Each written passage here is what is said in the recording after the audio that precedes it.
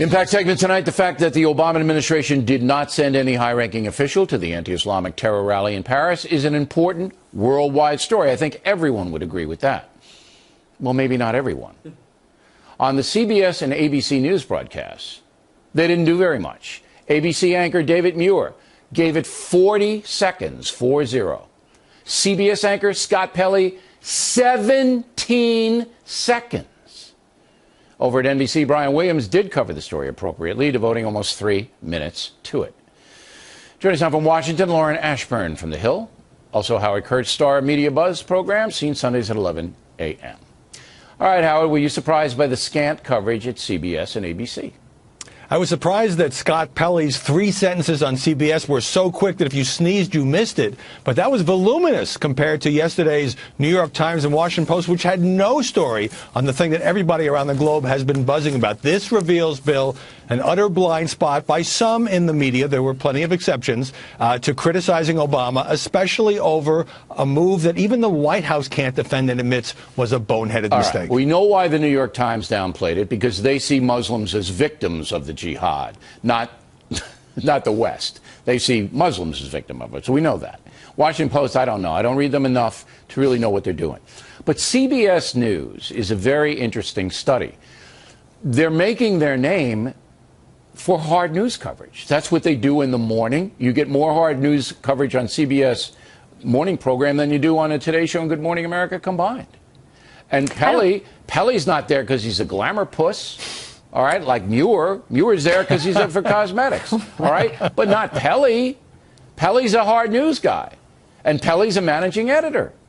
And Pelley does 17 seconds? Pelley knows that's undercovering, and he knows it's not good journalism, Lauren. So why do you think he did it? Because to them, optics don't really matter. That's the only thing that we can conclude from that. What do you mean optics don't matter? The story is huge. The story is huge, but the story is about the optics of President Obama not showing up for this march when every other world leader did. It didn't get coverage when the president was on Martha's Vineyard and journalist James Foley was executed, and then the president went golfing. I mean, he did come back to meet the press and then say, okay, yes, I know that this kind of thing matters. But that still doesn't explain why Scott Pelley, who has been down every mean street in this world, is a very good reporter. He's sitting there at that desk, and he has to know they're underreporting the story, Howard. Well, he himself has to know. I mean, it's like me. If I came on a factor and said, you know what, guys, we're not going to cover the story about the Obama administration not showing up. I mean, people, what? It's impossible. It couldn't happen here. So why do you think Pelley didn't do it? It was inexcusably bad judgment. But why didn't he do it? Because there's sometimes, Bill, in the media, there's a sense of this is symbolic. It doesn't matter. I can't believe it. I think he was ordered not to do it. I think he was ordered not to do it. But I do think it's important that we not paint with too broad a brush, because you had CNN's Jake Tapper writing an opinion piece saying he was ashamed of what happened. CNN was all over it. Andrea Mitchell, another one. And Politico came out today, or came out recently. But that's what we do here. All right. CBS and ABC and NBC, they do a long, not long, 22 minutes, but this is a big story. Now, one of the interesting things, Lauren, is that NBC has changed its editorial tone over the last 6 months. And I think it's because they're in so much trouble, and the British woman who's running it could get fired at any moment. But they've changed, and Williams, who is one of the biggest Obama supporters in the country, in the media, he gave it 3 minutes, and they were merciless on Obama.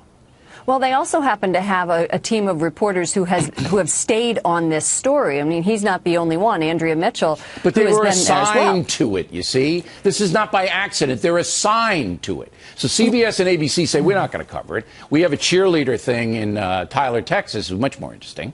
But in NBC, they went, you know, we want to do this wall to wall. That is an editorial departure.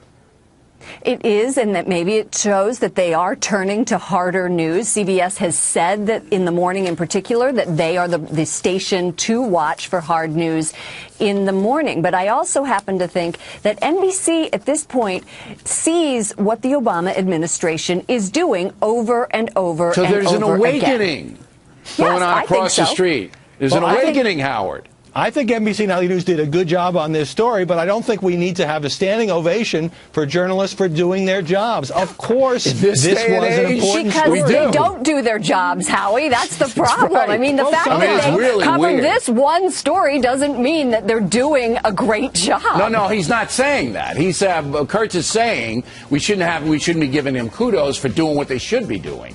But in this day and age, it's very, very strange what's happening. Thanks. Good debate. Directly ahead.